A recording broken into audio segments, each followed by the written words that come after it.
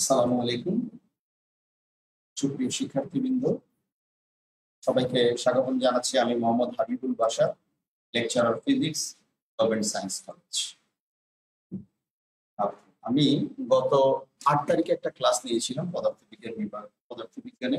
সেটা ছিল একটা আমাদের ইন্টারঅ্যাক্টিভ ক্লাস, ওরিয়েন্টেশন অফ পদার্থবিজ্ঞানের কোন বই কিনবে, কোন বিষয়গুলা কিভাবে পড়বে সেই সম্পর্কে তোমাকে ধারণা দেওয়া। তো আজকের ক্লাসে আমরা যে জিনিসটা শিখবার চেষ্টা করব, পদার্থবিজ্ঞানের ডেফিনিশন আমরা শিখব। সাথে সাথে ভেক্টরের যোগ, ডেফিনিশন গুলো হচ্ছে আয়ত একক ভেক্টর, একক ভেক্টর, তারপর হচ্ছে অবস্থান ভেক্টর, এই ধরনের ডেফিনিশন। তো পদার্থবিজ্ঞান ভেক্টর অধ্যায়ে একক ভেক্টর ডেফিনিশনটা খুবই খুবই ইম্পর্টেন্ট। এই ডেফিনিশনটা মাধ্যমে আমরা ভেক্টর অধ্যায়ের অনেক কিছু আমাদের ধারণা ক্লিয়ার হবে এবং আমরা সুস্পষ্ট ধারণা পাবো। তো আমরা আজকে শুরু করি যে একক ভেক্টর। একক ভেক্টর আমরা গত ক্লাসে বলেছিলাম, সেটা হচ্ছে তোমরা যে জিনিসটা করবে সেটা হচ্ছে প্রত্যেকটা কনসেপ্টের ইংরেজি টার্মটা, ভেক্টরের ইংরেজি টার্ম হচ্ছে ইউনিট ভেক্টর। তো একক ভেক্টরের ডেফিনিশন করার চেষ্টা করি। সেটা হচ্ছে আমরা গত ক্লাসে মডিফিকেশন দেখিয়েছিলাম যে এ ভেক্টর, তার উপর আমরা এর উপরে আমরা যদি ভেক্টর চিহ্ন দিই তাহলে এটা ভেক্টর মান প্রকাশ করে, ভেক্টর প্রকাশ করে। আর আমরা যদি এ ভেক্টরের মান দিতে চাই শুধু এ লিখলে হয়, অথবা এ ভেক্টরের উপর আমরা পি চিহ্ন দিয়ে বসে এই মডুলাস অফ এ, এই মডুলাস অফ এটাও আমাদের। আমরা এখন যে জিনিসটা করব সেটা হচ্ছে একক ভেক্টরের ডেফিনিশন। মান শূন্য নয়, এ একটা ভেক্টর যার মান শূন্য নয়, এরকম একটা ভেক্টরকে যদি আমরা তার মান দ্বারা ভাগ করি তাহলে ওই ভেক্টরকে যদি আমরা এ একটা ভেক্টর যার মান শূন্য নয়, এরকম একটা ভেক্টরকে আমরা তার মান দ্বারা তাহলে আমরা কি পাবো? আমরা একটা কি হচ্ছে একক ভেক্টর পাবো। আমরা পাবো একটা একক ভেক্টর মান শূন্য নয়, এরকম একটা ভেক্টরকে তার মান দ্বারা ভাগ করলে ওই ভেক্টরের দিকে। এটা হচ্ছে একক ভেক্টরের ডেফিনিশন। আমরা পরীক্ষার সময় লিখবার সময় লিখতেও পারি যে ভেক্টরের মান একক লিখলে নাম্বার দেয়, কিন্তু বাট আমরা শিখবো এইরকম ভাবে। আমরা যদি বলি যে ভেক্টর, একক ভেক্টরের আমরা একক ভেক্টরের কি দিক আছে, বেসিক্যালি একক ভেক্টরের দিক হচ্ছে এটা যে ভেক্টরকে রিপ্রেজেন্ট করবে সেই ভেক্টরের দিকে একক। যেমন আমরা ভি একটা বেগ, আমরা বলছি বেগ একটা ভেক্টর রাশি, বেগ একটা ভেক্টর রাশি। আমরা যদি ভি সমান লিখতে হচ্ছে 10 metre per second, 10 metre per second. এখন অবশ্যই তার একটা দিক পূর্ব দিক। তাহলে আমরা যদি ভি কে ভি দ্বারা ভাগ করি, ভি ভেক্টরকে ভি ভেক্টরের মান দ্বারা ভাগ করি, তাহলে কি পাবো? 10 মিটার পার সেকেন্ড পূর্ব দিকে ডিভাইডেড বাই মান হচ্ছে 10 মিটার পার সেকেন্ড। আমরা কি পাইলাম? দেখো তাহলে কি হবে? এইটা আর এটা যদি বাদ যায় তাহলে শুধু ঠিক আছে। তাহলে আমরা যে জিনিসটা পেলাম সেটা হচ্ছে একক ভেক্টর আমাদের কি দিচ্ছে। দেখো একক ভেক্টর শুধু দিক দিচ্ছে। আমরা এখানে যেটা লিখছিলাম, সেপর আমরা এই ভেক্টরটাকে এ ভেক্টর দ্বারা করছি, তাহলে এই একক ভেক্টরকে আমরা এ ক্যাপ, আমরা যখন যে কোনো একক মানে ভেক্টর তার হচ্ছে আমাদের মানে চিহ্নটা থাকবে যে কোনো একটা ভেক্টরের উপরে আমরা যদি টুপি দেই সেটা প্রকাশ করে একক ভেক্টর। যেমন এর উপরে আমরা ভেক্টর দিয়েছি এটা এ ভেক্টর প্রকাশ করতে, এরকম স্মল এ এর উপরে আমরা ক্যাপ চিহ্ন দিয়েছি সেটা। তাহলে আমরা যে জিনিসটা আলোচনা করছিলাম বেগ, বেগ একটা ভেক্টর রাশি, তাহলে বেগের বেগটা হচ্ছে 10 মিটার পার সেকেন্ড পূর্ব দিকে, তাহলে বেগের মানটা দিয়ে আমরা যদি ভাগ করি 10 মিটার সেকেন্ড ভাগ, তাহলে কাটাকাটি যদি হয় তাহলে আমরা পাচ্ছি পূর্ব দিকে। তাহলে একটা কথা আমরা বলতে পারি একক ভেক্টর কি প্রকাশ করে? একক ভেক্টর, একক ভেক্টরের কি হচ্ছে দিক, একক ভেক্টর কি হচ্ছে, একক ভেক্টর দিক প্রকাশ করে, দিক। তার দিক কোন দিকে, দিক কোন দিকে আমরা বলছিলাম যেই ভেক্টর কে রিপ্রেজেন্ট করবে যে একক ভেক্টর সেটা যেই দিকে হবে সেই দিকে। তাহলে এই একক ভেক্টরের এ একটা ভেক্টর, তার একক ভেক্টর হচ্ছে এ ক্যাপ, এইটার দিক হচ্ছে তাহলে কোন দিকে, এই দিক বরাবর, এই দিক বরাবর হচ্ছে এই একক দিক। তো আশা করি একক ভেক্টর সম্পর্কে আমাদের ধারণাটা ক্লিয়ার হয়েছে। একক ভেক্টরের ডেফিনিশনটা ফিজিক্সের খুব খুব ইম্পর্টেন্ট। আমরা যেমন যে কোনো একক ভেক্টরে এই একক ভেক্টর আমরা পরে যেমন আই একক ভেক্টর, যে একক ভেক্টর, আমরা পরবর্তীতে যে অংশটা শিখবো সেটা হচ্ছে আয়ত একক ভেক্টর।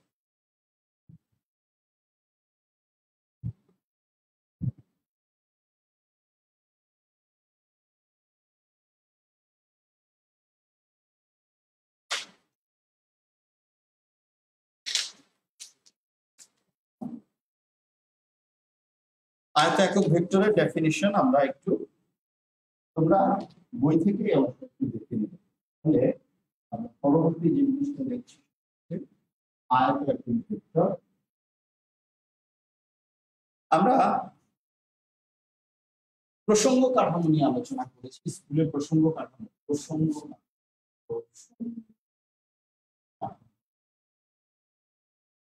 কাঠামো যেমন এটা হচ্ছে এক্স অ্যাক্সিস যদি হয় তাহলে এটা এক মান। আমরা যদি কোনো সরল রেখি দূরত্ব সরল পরিমাণ সরল লেখাপড়া হতে চাই আমরা একমাত্র প্রসঙ্গ কাঠামো। আমরা কার্টেসিয়ান স্থানাঙ্ক ব্যবস্থায় আমরা দেখেছি, তাহলে এটা হচ্ছে ওয়াই অক্ষ, এটাকে আমরা ওয়াই অক্ষ বলছি, তাহলে এটা ধনাত্মক ওয়াই অক্ষ, এটা হচ্ছে দ্বিমাত্রিক প্রসঙ্গ। আমি যে বোর্ডে লিখছি, অথবা তোমরা যে স্ক্রিনে আজকে ক্লাসটা দেখছো সেটা হচ্ছে দ্বিমাত্রিক প্রসঙ্গ কাঠামো। দ্বিমাত্রিক প্রসঙ্গ কাঠামো, দ্বিমাত্রিক হচ্ছে 2D, আমরা যদি দ্বিমাত্রিক 2D, একমাত্রিক হচ্ছে 1D, আর আমরা এখন যে জিনিসটা হচ্ছে 3 ডাইমেনশন, জেড অক্ষ, জেড অক্ষ বরাবর আমরা আমাদের বিল্ডিং আকারে যে কোনো ঘর যদি থাকে সেই ঘরের কোণা যদি তাকাই তাহলে আমরা দেখতে পাবো কি হচ্ছে যে ত্রিমাত্রিক একটা কাঠামো আমরা করছি। তা আমি এখন একটা জিনিস দেখানোর চেষ্টা করছি, সেটা হচ্ছে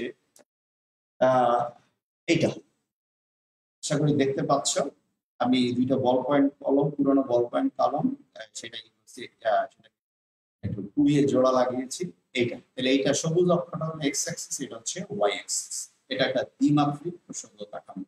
এখন আমরা আরেকটা জিনিস দেখবো, সেটা হচ্ছে দিস ওয়ান, খেয়াল করা যায়, বোঝা যাচ্ছে কিনা ত্রিমাত্রিক তিনটা কলম, পুরাতন কলম আমি জোড়া লাগিয়ে রাখছি, এটা খেয়াল করতে তোমরা চাইলে বাসায় একটু সতর্কতার সাথে করতে পারবা, তাহলে তোমার ধারণাটা ক্লিয়ার হবে, কনসেপ্টটা ক্লিয়ার হবে। কারণ তোমার ফিজিক্সের কনসেপ্ট ক্লিয়ার গুলা যদি না হয়, তোমার যদি ভেতরে ভিজুয়ালাইজেশন না হয়, তাহলে তুমি এইটাকে আমরা এক্স অ্যাক্সিস বলছি, এটা ওয়াই অ্যাক্সিস। এটাকে এক্স অ্যাক্সিস বলার কারণ হচ্ছে দেখো এটা ভূমি সমান্তরাল, আমরা ভূমি সমান্তরাল যে কোনো অ্যাক্সিস যদি চিন্তা যদি আমরা চিন্তা করি, আমরা অলরেডি গত ক্লাসে আলোচনা করেছি, এটা হচ্ছে আনুভূমিক, আনুভূমিক বা তুমি বলতে পারো একটা ভূমি সমান্তরাল, ভূমি সমান্তরাল।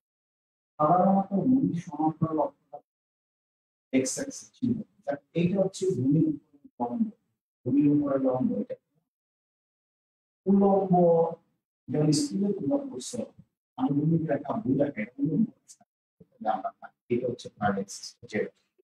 আমরা যদি এখানে একটু দেখি, দেখবার চেষ্টা করি, সেই এখানে এক্স অ্যাক্সিস, এটা ওয়াই অ্যাক্সিস, এটা জেড অ্যাক্সিস। এই জায়গায় যদি কোনো একটা বস্তুকে আমরা দেখি, কোনো একটা সিম্পল বস্তুকে যদি আমরা তার স্থানাঙ্ক হবে কি তিনটাই প্লাস। আমরা যখন গত ক্লাসে আলোচনা করেছিলাম fourth quadrant, plus plus minus plus minus minus plus minus, এটা কেন হয় তার ব্যাখ্যা আমরা দিয়েছিলাম। তো আমরা এখানে যেটা করবো 3D এর ক্ষেত্রে দেখো, এইটা হচ্ছে ধনাত্মক এক্স অক্ষ, এটা হচ্ছে ধনাত্মক ওয়াই অক্ষ, এটা ধনাত্মক। এই জায়গায় যদি একটা বস্তু আমরা রাখি তাহলে তার এক্সিস গুলো হবে কি x plus y plus z plus. এখন একটা বস্তু আমি যদি এখান দিয়ে ছেড়ে দিলাম, ছেড়ে দেওয়ার ফলে সেটা নিচের দিকে যাওয়া শুরু করে। তারপর আমি আরেকটা শেপটা জোগাড় এরকম আমি করলাম। দেখো এখান থেকে আসতে এসে এই জায়গায় আসবে, এই জায়গার এক্সিসটা কি, এই জায়গার এক্সিসটা দেখো, এইটা এক্স প্লাস এইটা জেড প্লাস, তাহলে এইটা হচ্ছে ওয়াই প্লাস, এটা হচ্ছে ওয়াই মাইনাস। তাহলে এখানকার যদি কোনো বস্তু এখানে থাকে তাহলে সেটা থাকবে কি হচ্ছে x plus y minus z plus. আমরা যদি এখানে নিয়ে এসে এখানে রাখি, দেখো এখানে যদি রাখি তাহলে এটা কি হবে এক্স প্লাস ওয়াই প্লাস, এটা হচ্ছে জেড মাইনাস, এটা জেড প্লাস হলে তার বিপরীত দিকে জেড মাইনাস, এখানে কিন্তু থাকে x plus y plus z minus. এরকম আমরা যদি আরেকটা এক্সিস এরকম চিন্তা করি, আমি যেভাবে করছি তুমি যদি সেভাবে করতে পারো তোমার ভিজুয়ালাইজেশনটা চমৎকার হবে। খেয়াল করো, এটা হচ্ছে আমাদের এক্স প্লাস, এটা হচ্ছে এক্স মাইনাস। দেখো এই নিচে, এই নিচের এক্সিসটা কি হবে, দেখো এটা হচ্ছে এক্স মাইনাস, এটা হচ্ছে why sorry Z minus, R Y minus. তাহলে এইটা কি হচ্ছে তিনটাই মাইনাস। আমরা যদি এখন একটু খেয়াল করো, এখানে টোটাল 8টা আমরা পজিশন পাবো। এখানে দেখো x plus y plus z plus, তাই না? এটা কি হবে, এখানে এক্স মাইনাস হবে, ওয়াই আর জেড প্লাস, এখানে কি হবে x minus z minus y plus. উপরে উপরে তাহলে 1 2 উপরে 1 2 3 4, আর নিচে কি হবে দেখো 5, এই অংশটা দেখো 6, এটা হচ্ছে 7, এটা হচ্ছে 8। তাহলে টোটাল 8টা হবে, এরকম 8টা হবে। তো তুমি এই জিনিসগুলো যে কোথায় x plus y plus z plus, কোথায় x plus y minus z plus, এরকম 8টা প্রত্যেকটা তুমি বাসায় প্রয়োজনে এরকম একটা সিচুয়েশন তৈরি করে তুমি এটা একটু করবা, তাইলে তোমার ভিজুয়ালাইজেশনটা ক্লিয়ার হবে। তাহলে তুমি বুঝতে পারবা যে আমরা কি হচ্ছে কোনটা মাইনাসটা কি লিখবো। তো আমরা আমাদের আয়তাকার ভেক্টরের যে মূলত বই আমরা যে ডেফিনিশনটা, সেটা হচ্ছে আমাদের তিনটাই পজিটিভকে আয়তাকার বলছে। তাহলে এক্স অক্ষ এটা, এটা ওয়াই অক্ষ, এটা জেড অক্ষ। তাহলে এক্স অ্যাক্সিস বরাবর, এক্স অ্যাক্সিস বরাবর আমরা যে একক ভেক্টর চিন্তা করব সেটা হচ্ছে আই ক্যাপ। এক্স অক্ষ বরাবর আই ক্যাপ, ওয়াই অক্ষ বরাবর জে ক্যাপ, জেড অক্ষ বরাবর সরি ওয়াই অক্ষ বরাবর জে ক্যাপ, জেড অক্ষ বরাবর কে ক্যাপ। তো আমরা এর আগে একক ভেক্টরে বলেছিলাম যে কি হচ্ছে, ধরো এই একটা একক ভেক্টর, এই একটা ভেক্টর, তার একক ভেক্টর হচ্ছে এ ক্যাপ। তাহলে এই ক্ষেত্রে একক ভেক্টরের দিক কোন দিকে, মূল ভেক্টর অর্থাৎ এ ভেক্টর যেই দিকে সেই দিকে হচ্ছে তার একক ভেক্টর, অর্থাৎ এই একক ভেক্টরের দিক এই দিকে। আমরা বলেছিলাম একক ভেক্টর একটা দিক প্রকাশ করে, একক ভেক্টর একটা দিক প্রকাশ করে। তা আমরা এখন এক্স ওয়াই জেড অক্ষ অ্যাক্সিস বরাবর যে অংশটা দেখব আয়ত একক ভেক্টর, যাকে আমরা বইয়ে যদি দেখি আমরা এই অংশটা বইয়ে পাবো, সাজান তখনের বইটা আমি ফলো করি। আর একটা বিষয় তোমাদের একটু মনে করি, আমরা যেমন প্রসঙ্গ কাঠামো আলোচনা করছি, মানে রেফারেন্স ফ্রেম। রেফারেন্স ফ্রেম মানে হচ্ছে আমরা একটা যে কোনো একটা পয়েন্টকে, সার্টেন পয়েন্টকে আমরা কি করেছি স্ট্যান্ডার্ড ধরে সেই ক্ষেত্রে আলোচনা করছি। তো আমি শাহজাহান তপনের বই স্ট্যান্ডার্ড আমার কাছে মনে হয়, সেজন্য আমি শাহজাহান তপনের বইয়ের স্ট্যান্ডার্ড ধরে এবং সেই বইয়ের পৃষ্ঠাগুলো রেফারেন্স হিসেবে বলবো। আর স্কুলেও তোমরা ওনার বই পড়েছো, তো শাহজাহান তপনের বইয়ের পাশাপাশি তোমরা ইসাক স্যারের বই বা অন্য যে কোনো বইও দেখতে পারো, ইসাক স্যারের বইটাও ভালো। তো আমরা এখন শাহজাহান তপনের বইয়ে তোমার হচ্ছে 2.7 পৃষ্ঠা নাম্বার 49 এবং 60 পৃষ্ঠা এই আয়ত একক রেক্ট্যাঙ্গুলার ইউনিট ভেক্টর আয়ত একক ভেক্টরটা আলোচনা করছি। তো আয়ত একক ভেক্টরের ক্ষেত্রে যেটা হবে সেটা হচ্ছে আমরা বলছি এক্স অক্ষ বরাবর আয়ত একক ভেক্টর এটুপি, ওয়াই অক্ষ বরাবর আয়ত এটুপি, জেড অক্ষ বরাবর আয়ত এটুপি, আই জে কে। এখানে একক ভেক্টরের সুনির্দিষ্ট দিক নাই, কিন্তু এক্স অক্ষ বরাবর একক ভেক্টর হচ্ছে আই টু বি, ওয়াই অক্ষ বরাবর হচ্ছে একক ভেক্টর হচ্ছে জে টু বি, জেড অক্ষ বরাবর একক ভেক্টর কে টু। আমি যদি এরকম দেখি যেমন 1 2 3 4, ঠিক আছে, আমি যদি 4i লিখি 4i, তাহলে অবশ্যই আমি সার্টেনলি বুঝতে পারবো এই একক ভেক্টর এক্স অক্ষ বরাবর, ঠিক আছে। আবার আমি যদি বলি যে হচ্ছে 3j, তাহলে একক ভেক্টরটা কোন 1 2 3, অবশ্যই এটা কি y অক্ষ, ঠিক আছে। এবং আমি যদি বলি যে হচ্ছে 2k বলছি 2k, তাহলে এটা কি হবে 1 2, এটা হচ্ছে z অ্যাক্সিস বরাবর 2k। এইটা তাহলে আয়তাকার ভেক্টরগুলো পজিটিভ যেগুলো আমরা সেটা বুঝতে পারলাম। তো আমরা এখন আরেকটা ডেফিনিশন তোমাদেরকে আলোচনা করব। সাথে আয়তাকার ডেফিনিশনটা খুবই ইম্পর্টেন্ট, অবশ্যই তুমি এটা পড়ে ফেলবে। আমরা এখন সমতলীয় ভেক্টর বলতে একটা খুবই সিম্পলি বলে যে ভেক্টরগুলো যদি একই তলে থাকে দুইটা ভেক্টর যদি বা ততোধিক ভেক্টর যদি একই তলে থাকে তাহলে সেটা সমতলীয় ভেক্টর। আমরা সমতলীয় ভেক্টর কি দেখি, এই একটা ভেক্টর আমি বলছি, এই একটা r প্লাস j আছে আর 12 প্লাস 3 আরেকটা ভেক্টর আমরা বলছি b 4i প্লাস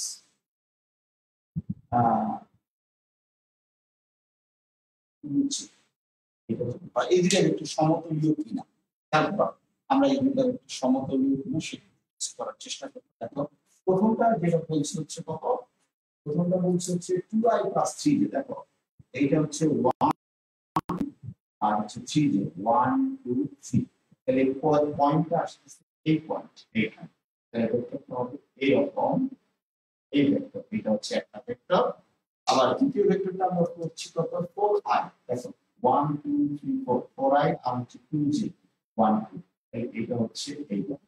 তাহলে এই ভেক্টর দুটো কোন তলে আছে, সমতলীয় বলছি, আমরা বলছি সমতলীয় ভেক্টর। সমতলীয় এই দুইটা অবশ্যই তলে আছে। এটা দেখো x অ্যাক্সিস, এটা x অ্যাক্সিস, এটা y অ্যাক্সিস, এটা y অ্যাক্সিস বরাবর একটা ভেক্টর। সো এই দুইটাকে হচ্ছে x y তলে। তাহলে আমরা যদি সি আর একটা ভেক্টর লিখি, আমি লিখলাম 3r + 4k। তাহলে আমি যদি বলি a এবং সি ভেক্টর, a ও সি ভেক্টর সমতলীয় কিনা, সমতলীয় কিনা,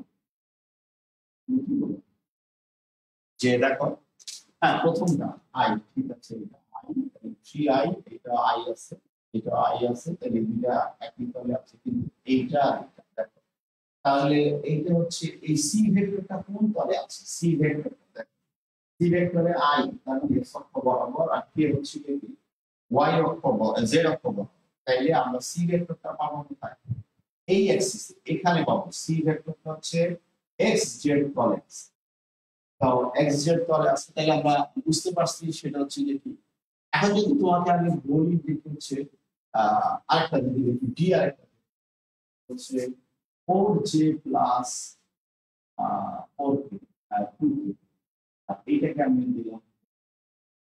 এখন দেখো সি আর ডি, সি আর ডি কি সমতলীয় কিনা, সি এবং ডি, সি আর ডি দেখো, তাহলে এইটা হচ্ছে জে ভেক্টর, এইটা হচ্ছে জে ভেক্টর, দুইটা জে, এটা হচ্ছে ওয়াই অ্যাক্সিস বরাবর, এটা কে, এটা হচ্ছে কে, দুইটা হচ্ছে, তাহলে এইটা হচ্ছে সি আর ডি। সি আর ডি হচ্ছে এখানে এই যে এক্স আর জেড এই সমতল হচ্ছে। আশা করি আমরা সমতলীয় ভেক্টর কি সেটা বুঝতে পেরেছি। আমরা এরপরে যে কয়েকটা ডেফিনিশন হচ্ছে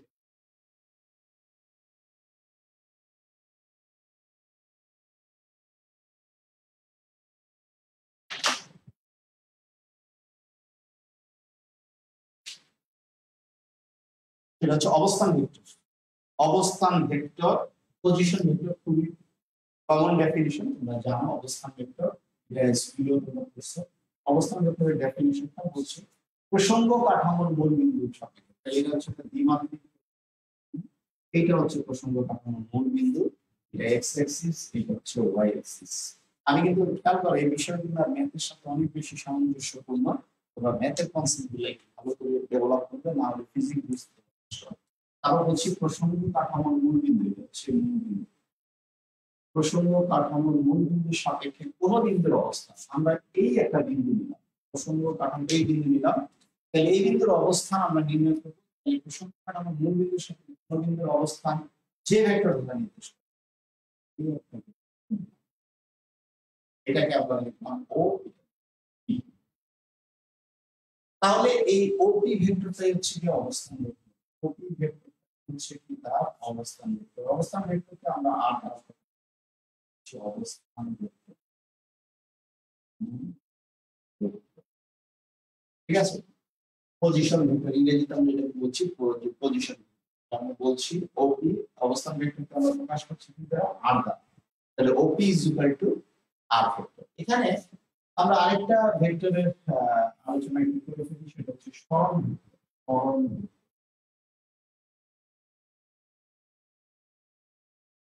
যেটা বলা হয় ডিসপ্লেসমেন্ট ভেক্টর। ডিসপ্লেসমেন্ট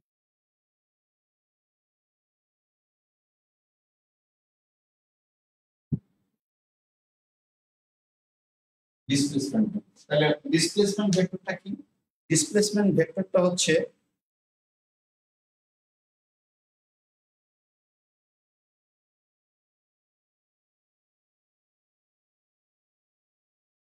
ওকে।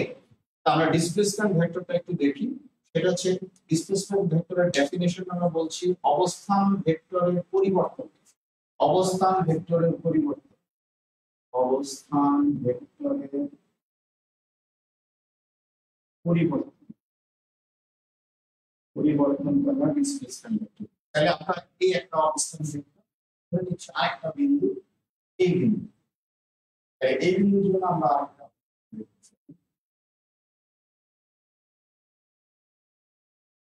এই বিন্দুর জন্য আমরা একটা নির্ণয় করলাম। সেটা হচ্ছে আমরা তাহলে প্রথম অবস্থান ভেক্টরকে আর আই ভেক্টর দ্বারা প্রকাশ করলাম। আই হচ্ছে ইনিশিয়াল, আই হচ্ছে ইনিশিয়াল এবং কি হচ্ছে আর হচ্ছে ফাইনাল। আই হচ্ছে ইনিশিয়াল আর এফ হচ্ছে ফাইনাল। এটা মোটামুটি আমরা সব জায়গায় দেখবো ইনিশিয়ালটা আর ফাইনাল, আর আই আর এফ। এটা হচ্ছে O P R O P. এখন আমরা অবস্থান ভেক্টরের পরিবর্তন, অবস্থান ভেক্টর আগে ছিল ইনিশিয়ালি এখানে ছিল, পরে এখানে চলে এসেছে। এইটাকে আমরা তাহলে অবস্থান ভেক্টরের পরিবর্তন, সরল ভেক্টরের ক্ষেত্রে অবস্থান ভেক্টরের পরিবর্তনটা যদি বের করতে চাই তাহলে এটাকে আমরা বলছি পরিবর্তন। যে কোনো পরিবর্তন ডেল দ্বারা প্রকাশ করা। ফিজিক্সের ম্যাথে পরিবর্তন থাকে ডেল, চিহ্নটাকে বলছি আমরা কি ডেল দ্বারা আমরা পরিবর্তন করি। তাহলে আমরা এক্সকে অবস্থান আর এখানে হচ্ছে সরল ভেক্টরকে ডেল আর দ্বারা প্রকাশ করছি। তাহলে ফাইনাল যে অবস্থান ভেক্টর এবং কিছু ইনিশিয়াল অবস্থান ভেক্টর, পজিশন ভেক্টরের পার্থক্যটাই হচ্ছে কি সরণ ভেক্টর। আমি বলছি শেষ অবস্থান ভেক্টর এবং আদি অবস্থান ভেক্টরের পার্থক্য। শেষ অবস্থান ভেক্টর হচ্ছে আর এফ, আর হচ্ছে আদি অবস্থান ভেক্টর হচ্ছে আর। এর পার্থক্যটা হচ্ছে কি আমরা যেটা পাবো সেটা হচ্ছে সরণ ভেক্টর। আমরা এইটা এই সমীকরণটা যখন সূত্র করবো তার মাধ্যমে এটা আলোচনা, আমরা অবস্থান ভেক্টর এবং সরণ ভেক্টর আলোচনা। এবার আমরা যে একটা নতুন আরেকটা ডেফিনিশন আলোচনা করব, রেসিপ্রোকাল ভেক্টর। এখানে একটু বলে দিই তোমাদেরকে, অবস্থান ভেক্টর আমরা প্রথম ক্লাসে আলোচনা করেছিলাম দুই বিন্দুর মধ্যে দূরত্ব। তুমি এখন যদি ধরো পি এর আমি যদি বলি পি এর সরণ ভেক্টর, পি কিউ সরণ ভেক্টর যদি তুমি বলো, পি এর মান হচ্ছে 2 4 5, এটা আর এটা হচ্ছে 6 7 8। এখানে তুমি যদি ডেল আর বের করতে পারো, সেটা হচ্ছে P Q equal to vector theta আর সিস্টেম ভেক্টর 6, আমরা যদি দেখি x2 x1 হোল স্কয়ার, সেক্ষেত্রে y2 y1 plus z2 z1। এটা কি দুই বিন্দুর মধ্যবর্তী দূরত্ব আমরা গত ক্লাসে বলেছিলাম এটা দেখার জন্য। তাহলে অবস্থান ভেক্টর আমরা এখান থেকে সরণ ভেক্টরের মাধ্যমে দুই বিন্দুর দূরত্ব বের করব। আমরা পরবর্তী যখন প্রবলেম সলভ করব আর কিছু প্রবলেম সলভ করব। তাহলে এই পর্যায়ে আমরা যেটা দেখব সেটা হচ্ছে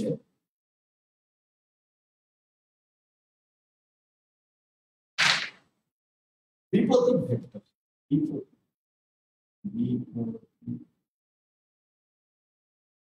যেটাকে আমরা বলছি রেসিপ্রোকাল। রেসিপ্রোকাল ভেক্টর কি? রেসিপ্রোকাল ভেক্টরের ক্ষেত্রে আমাদের একটা কনসেপ্ট লাগবে, সেটা হচ্ছে সমান্তরাল। যেমন আমরা বলেছিলাম এ একটা ভেক্টর, এখানে বি আর একটা, এদের একটা কি সমান্তরাল কি? দেখো আমরা যদি এই ভেক্টরটাকে ধরে এই জায়গায় নিয়ে আসি, সমান্তরাল এটার একটা প্রশ্ন একই রেখায় যদি থাকে আমরা ম্যাথমেটিক্স এবং ফিজিক্স একই ধরনের দুইটা সমান্তরাল vector।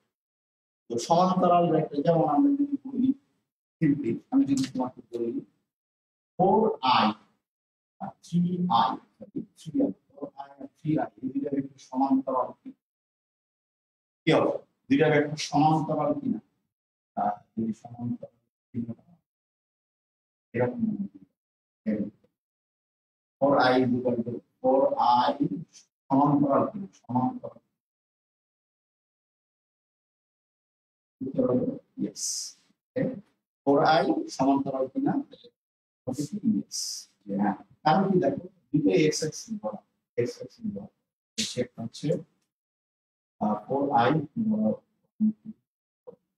4i 3i কে কি হবে x বরাবর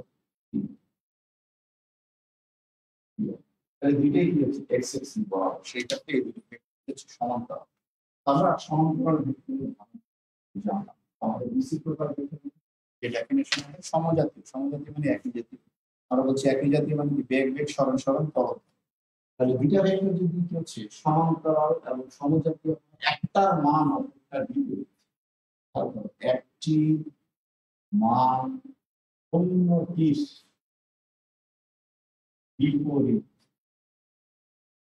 বিপরীত এখানে বিপরীত মানে ইনভার্স বিপরীত মানে হচ্ছে ইনভার্স দেখো আমরা যখন হচ্ছে সমান ভেক্টর করেছিলাম এই একটা ভেক্টর তাই না এখানে এটা হচ্ছে মাইনাস এ এটা মান সমান কিন্তু দিক ভিন্ন সেক্ষেত্রে এটাও একটা বিপরীত এটাও কিন্তু বিপরীত বাট এই অর্থে আমরা বিপরীতটা ইউজ করবো না ইনভার্স এ এর ইনভার্স করবো ইনভার্স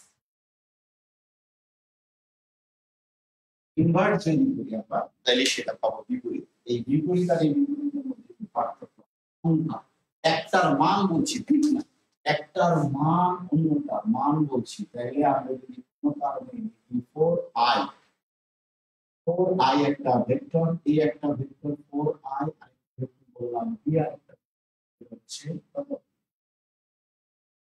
1/4 তাহলে এই দুটো অবশ্যই কি ভেক্টর রেসিপ্রোকাল ভেক্টর এই দুটো অবশ্যই রেসিপ্রোকাল ঠিক আছে আমরা যদি এখানে ছবি আঁকার চেষ্টা করি এখানে x অ্যাক্সিস তাহলে আমরা এটা যদি করি সেটা হবে 1 2 3 4 ছবি দেখো আমরা ফিজিক্সে যে জিনিসটা করব এটা হচ্ছে 4i তাহলে এখানে কি হবে 1/4 যদি আমরা 1 2 3 4 তাহলে এইটুকু শুধু এইটুকু হবে কি হচ্ছে 1/4 বোঝা গেছে ছোট বেশি ছোট হয়ে গেছে 1/4 এইটুকু জাস্ট এইটুকু এই অংশ আর না তাহলে আমরা রেসিপ্রোকাল ভেক্টর বলছি এইটা তোমাদের লাগবে ইংরেজি বাংলার পাশাপাশি ইংরেজিটা আমরা এই কারণে যে আমরা কারণ আফটার ইন্টারমিডিয়েট তুমি যাই পড়বা সেটা হচ্ছে তোমার হচ্ছে ইংলিশ ভার্সন ইউনিভার্সিটি গুলো পড়বো সবই দেখবে ইংলিশ বই সেখানে তুমি তখন ইজিলি বুঝতে পারবা মানে কারণ ইন্টারমিডিয়েটের যে কোর্স তুমি ভালোভাবে পড়ো দেখবে যে কোনো লেভেলে তুমি যদি সায়েন্স রিলেটেড অনার্স মাস্টার্স যাই পড়ো সেটা অনার্স পড়ো সেটা দেখবে যদি কোর্সে 60% 50% পাওয়া আমরা বিপরীত ভেক্টর আলোচনা করলাম সরণ ভেক্টর আমরা ভেক্টরের যোগ খুবই সহজ জিনিস ভেক্টরের যোগ আমরা একটু আলোচনা ভেক্টরের যোগের ক্ষেত্রে আমরা যোগ এডিশন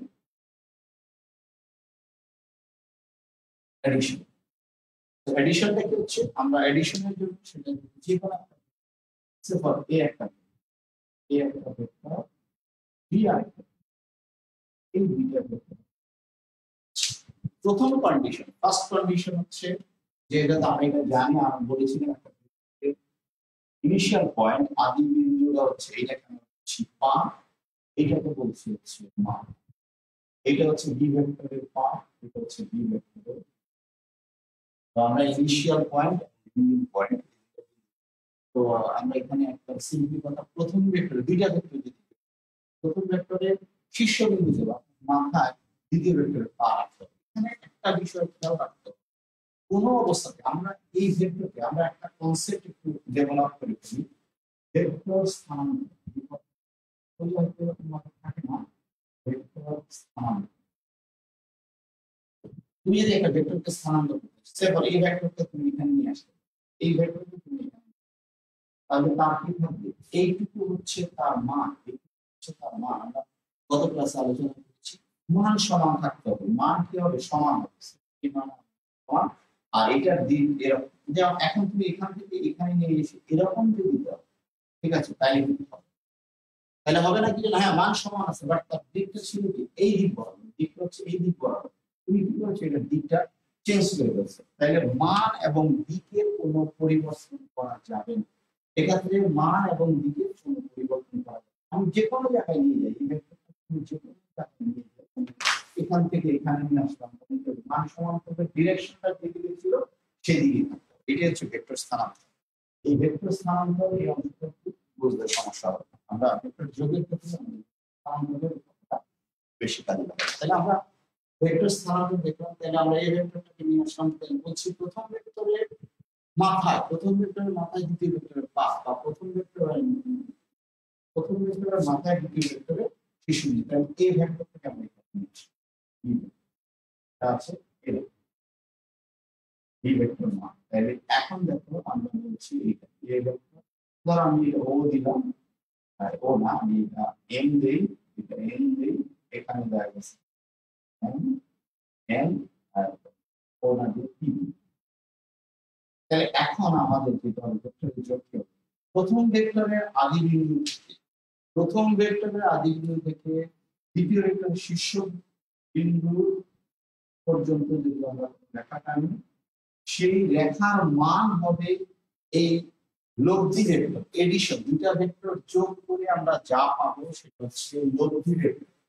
দুইটা ভেক্টর যোগ করে আমরা যেটা পাবো লব্ধি ভেক্টর। লব্ধি ভেক্টর আমরা ইংরেজি টার্ম রেজাল্টেন্ট, রেজাল্টেন্ট লব্ধি ভেক্টরের ইংরেজি হচ্ছে নামটা হচ্ছে রেজাল্টেন্ট। রেজাল্ট আইএসসি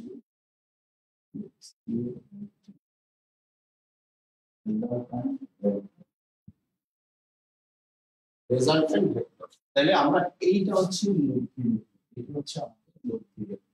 তাহলে আমরা আবারও বলছি প্রথম ভেক্টরের শীর্ষ আদি বিন্দু থেকে দ্বিতীয় ভেক্টরের শীর্ষ পর্যন্ত যে আমরা সরলরেখা দূরত্ব, আর দিক হচ্ছে কোথায়, প্রথম ভেক্টরের আদি বিন্দু থেকে দ্বিতীয় ভেক্টরের শীর্ষ বিন্দুর দিকে।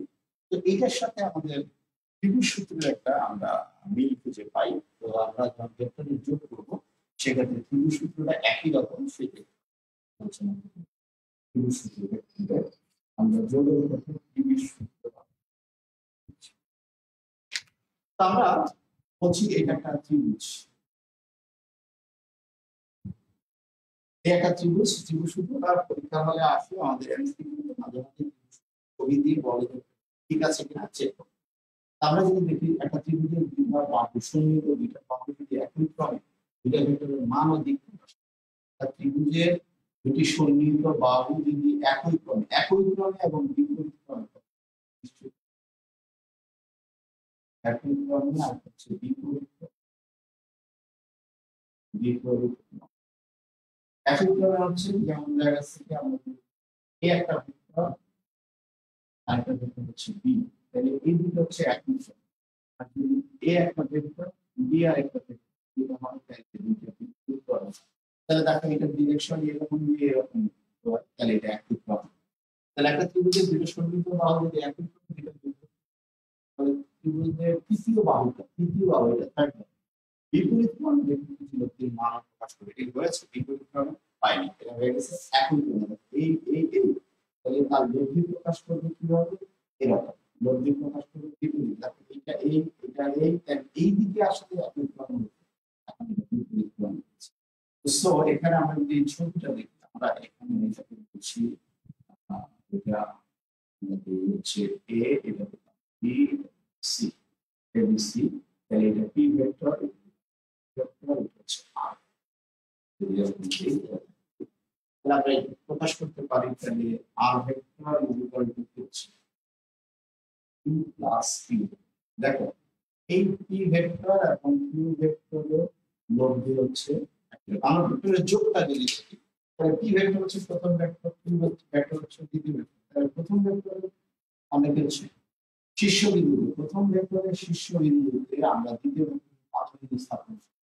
প্রথম ভেক্টরে আদিবিন্দু থেকে দ্বিতীয় ভেক্টরের শীর্ষবিন্দু পর্যন্ত ডিরেকশনটা মিলে ডিরেকশন। তাহলে এটা ত্রিভুজ সূত্র এবং হচ্ছে আমাদের ভেক্টরের যোগ অলমোস্ট সেম। তো আমরা সাধারণত মনের বইয়ে ত্রিভুজ সূত্রটা এভাবে দেখা নাই, সেক্ষেত্রে তুমি ইসাক স্যারের বই থেকে এই ত্রিভুজ সূত্র দেখে নিতে পারো।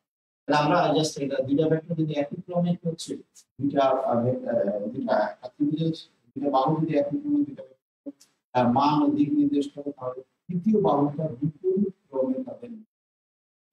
যেমন এখন আমরা চাইলে এটাকে এরকম দিতে পারি, r is equal to q plus q. এটা যদি লিখে আমরা যদি এবিসি দিয়ে তাহলে AB plus BC equal to q, এটা আমরা লিখতে পারি। আমরা এখান থেকে যদি চেঞ্জ করে লিখি, দেখো এবি প্লাস বিসি আমরা সমীকরণের সমান সমান চিহ্নকে পাশে নিয়ে minus AC equal to 0 vector নাও। তো আমরা চাইলে এটাকে আর আবার অন্যভাবে লিখতে পারি প্লাস বিসি প্লাস এসি কে আমরা লিখতে পারি সি। দেখো এক্ষেত্রে এসি আর সি, এসি সি এসি মানে মাইনাস সি অথবা তুমি সি এ থেকে সি আর সি মানে বিপরীত দিকে, এ থেকে সি এ দিকে আর সি হচ্ছে বিপরীত পাঁচ। তো আমরা ত্রিভুজ সূত্রটা অলরেডি জেনে ফেললাম। ত্রিভুজ সূত্রটা কোথায় ভেক্টরের বিয়োগ যোগের সাথে সাথে আমরা বিয়োগটা একটু দেখবো। সেই বিয়োগের ক্ষেত্রেও আমাদের এটা হচ্ছে আমরা ভেক্টরের বিয়োগটা আলোচনা। এই একটা ভেক্টর বলছি, এটা বি আরেকটা।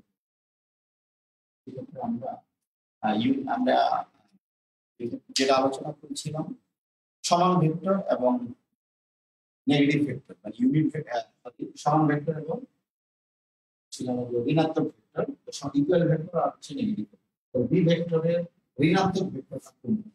বি ভেক্টরের ঋণাত্মক এটা এটা মান সমান হবে দিক ভিন্ন। এরকম তো আমরা ঋণাত্মক ভেক্টরটা বুঝতে পারলাম। এক্ষেত্রে আমরা এটা করবো এই ভেক্টরটা এই ভেক্টর, তাহলে এটা হচ্ছে এই ভেক্টর আদি বিন্দু হচ্ছে শীর্ষবিন্দু। তাহলে আমরা যেটা করতে পারি যে এ ভেক্টরের শীর্ষবিন্দুতে দ্বিতীয় ভেক্টরের ঋণাত্মক ভেক্টরের আদি বিন্দু স্থাপন করব। এটা দ্বিতীয় ভেক্টর, এটা হচ্ছে দ্বিতীয় ভেক্টর, দ্বিতীয় ভেক্টরের শীর্ষবিন্দু বা আমরা এটা এই জায়গায়। তাহলে কি হচ্ছে প্রথম ভেক্টরের আদি বিন্দু থেকে দ্বিতীয় ভেক্টর মানে ঋণাত্মক ভেক্টরের শীর্ষবিন্দু পর্যন্ত যে ডিসটেন্স, সেই ডিসটেন্সটাই হচ্ছে ভেক্টরের বিয়োগ, ঋণাত্মক এই ভেক্টরের বিয়োগ। এই ভেক্টরটা আমরা এখানে নিয়ে আসলাম। এই ভেক্টরের শীর্ষবিন্দুতে দ্বিতীয় ভেক্টরের ঋণাত্মক ভেক্টরের আদি বিন্দু আমরা স্থাপন করব। এটা হচ্ছে বি ভেক্টর মাইনাস বি। তাহলে এটা হচ্ছে A vector plus minus B, A minus এটা হচ্ছে ভেক্টরের বিয়োগ। আমরা ভেক্টরের যোগ, ভেক্টরের বিয়োগ, ত্রিভুজ সূত্র আজকে যে সমস্ত বিষয়গুলো আলোচনা করলাম সেটা হচ্ছে যে আমাদের হচ্ছে প্রথমে আমরা ইউনিট ভেক্টর বলেছিলাম, একক ভেক্টর মান শূন্য নয় এরকম একটা ভেক্টরকে যদি তার মান দ্বারা ভাগ করি, মান শূন্য নয় এরকম একটা ভেক্টরকে যদি তার মান দ্বারা ভাগ করি তাহলে আমরা যে ভেক্টরটা পাবো সেই ভেক্টরটা হচ্ছে ইউনিট ভেক্টর। ইউনিট ভেক্টরটা কি হচ্ছে ইউনিট ভেক্টর একটা দিক প্রকাশ করে, সুনির্দিষ্ট দিক। আমরা বেগের একটা উদাহরণ দিয়ে দিয়েছিলাম।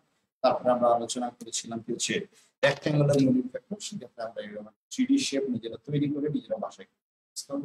আমরা অবস্থান ভেক্টর, আমরা স্কুল অবস্থান ভেক্টর করছি, অবস্থান ভেক্টর, সরণ ভেক্টর, রেসিপ্রোকাল ভেক্টর এবং সমতুল্য ভেক্টরের কনসেপ্টগুলো আমরা দেখব। তোমরা সাধারণত বই বা যে কোনো বই থেকে এই জিনিসগুলা মানে ভিজুয়ালাইজেশন যে নিজে উপলব্ধি করতে পারা, ডেফিনিশন পারা এক জিনিস, আর জিনিসটা যে রিয়ালাইজেশন বা ভিজুয়ালাইজেশন সেটা কিন্তু সেই জিনিসটা একটু পড়বে।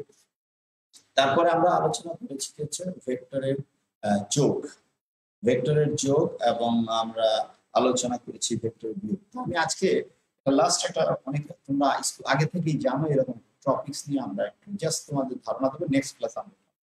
যেমন তোমরা পিথাগোরাসের উপপাদ্য জানো, পিথাগোরাসের কনসেপ্টটা যদি ক্লিয়ার থাকে, কারো যদি পিথাগোরাসের কনসেপ্টটা ক্লিয়ার থাকে, তাহলে আমরা যেটা করবো সেটা হচ্ছে আমরা তোমার অনেক ধরনের ভেক্টর অধ্যায়ে আমাদের কনসেপ্টটা ক্লিয়ার থাকে। যেমন আমরা যদি চিন্তা করি এটা একটা সমকোণী ত্রিভুজ, এটাকে আমরা কোণ বললাম, হ্যাঁ সরি এটা কোণ বললাম, তাহলে এটা হচ্ছে অতিভুজ আর এটা হচ্ছে লম্ব। আমি এটার মান দিলাম হচ্ছে 3, এটার মান দিলাম 4, তাহলে এটা কত? অবশ্যই তুমি জানো যে পিথাগোরাস অতিভুজ কি হবে, অতিভুজ কি হবে, সমান সমান ভূমি স্কয়ার প্লাস কি হচ্ছে লম্ব স্কয়ার। এটা কত সমান করে এই অতিভুজ 5 হয়ে যাবে। তা আমরা 5 হবে, 3 স্কয়ার 4 স্কয়ার সমান সমান 5 হবে। এখানে আমি আরেকটা জিনিস একটু বলার চেষ্টা করব। আমি গত ক্লাসে এই জিনিসটা তোমাদেরকে বলেছিলাম, প্রদর্শিত করতে আমরা এটাকে থিটা বলছি, থিটা, তাহলে অবশ্যই এটা কি হবে, ভূমি, এটা হয়ে যাবে ভূমি, আর এটা হচ্ছে লম্ব, আর এটা হচ্ছে অতিভুজ। তো আমরা যেটা বলছিলাম যে ভূমি ইকুয়াল টু কি হবে, sin থিটা সমান বলেছিলাম লম্ব বাই অতিভুজ, লম্ব বাই অতিভুজ, আর হচ্ছে cos থিটা হচ্ছে ভূমি বাই ভূমি বাই অতিভুজ। তাহলে এক্ষেত্রে আমরা যদি ভূমি ইকুয়াল টু কি, ভূমি সমান অতিভুজ cos থিটা, অতিভুজ cos থিটা। আমি বলেছিলাম এই কথাটুকু, এই লাইনটুকু প্রদর্শন করেছিলাম তোমাকে প্রদর্শন জন্য। তাহলে এইটা তুমি একটু মনে রাখবে, এটা তুমি মনে রাখবে। আমি যদি বলি লম্ব অতিভুজ, অতিভুজ আমাদের এত বেশি দাম লাগবে। আমরা দেখবো যে ভেক্টর বিভাজন আলোচনা, ভেক্টর বিভাজন আলোচনা কিছু না, শুধু এই কথা দুইটা যদি তোমার ক্লিয়ার থাকে, পুরো বিষয়টাই তোমার কনসেপ্ট ক্লিয়ার থাকে, এবার ম্যাজিকের মতো। আমরা এখন একটু টেস্ট দেই। লম্ব ইজ ইকুয়াল টু হচ্ছে অতিভুজ sin থিটা, ভূমি ইজ ইকুয়াল টু, আমি মান লিখে বলবার চেষ্টা, ঠিক আছে। আমরা এই থিটা সমান সমান বলছি 36, এইটা হচ্ছে পাই। তাহলে এখন বড় ভূমি কত, ভূমি আমরা বলছি এই থিটা আর এইটা এবং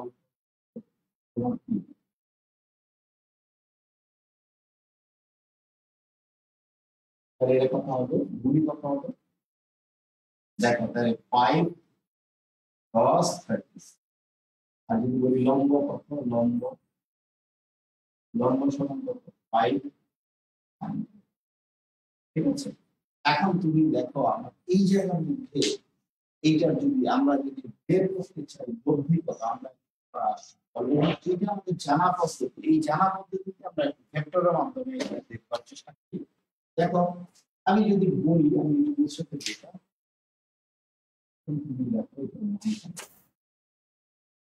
আমরা যদি দেখি এইটার মানটা হচ্ছে আমার এইটা হচ্ছে 4, এটা যদি 3 হয় এটা 4, লব্ধিটা কত, লব্ধিটা তাহলে তুমি পিথাগোরাসের মাধ্যমে যখন করতে পারো, আমি বলছি হচ্ছে 3 নিউটন, এটা হচ্ছে 4 নিউটন। তাহলে আমাদের এটা লব্ধিটা রেক্টাঙ্গুলার বা আয়তক্ষেত্র, এই আয়তক্ষেত্র, তাহলে এইটা যদি 4 নিউটন, যদি 4 নিউটন এটা